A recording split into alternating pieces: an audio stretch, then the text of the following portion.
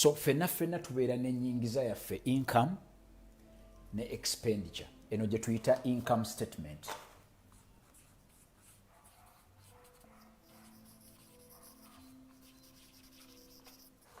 Eyo gye tuyita income statement. So usually obugagga tubukola nga buva mu income statement nga bujja mu gye tuyita balance sheet.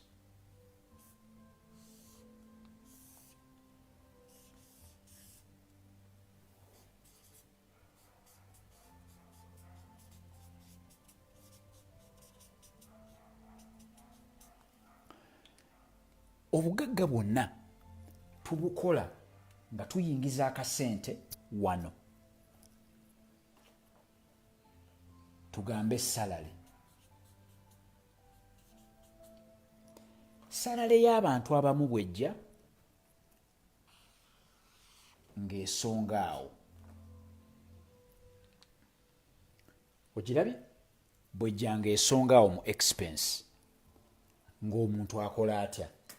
Ng'asasulako rent. Wamala. Mark endala eriwa. Aaron. Mpa ku Mark azaala essaawa endala.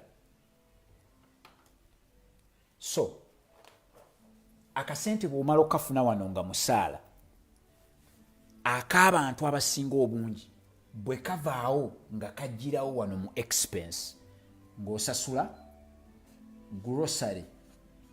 groceries, rent,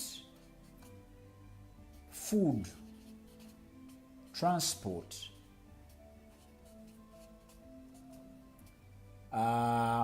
ng'oyamba abafamire bakubidde bayina obuzibu. Eno niwe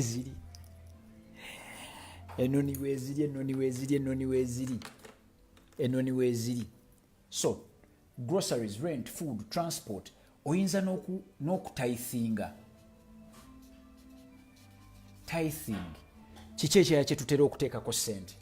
Fuel, transport fuel, insurance.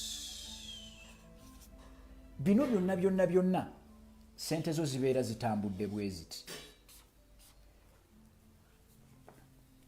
Tusooke tuwummulemu awo owulire.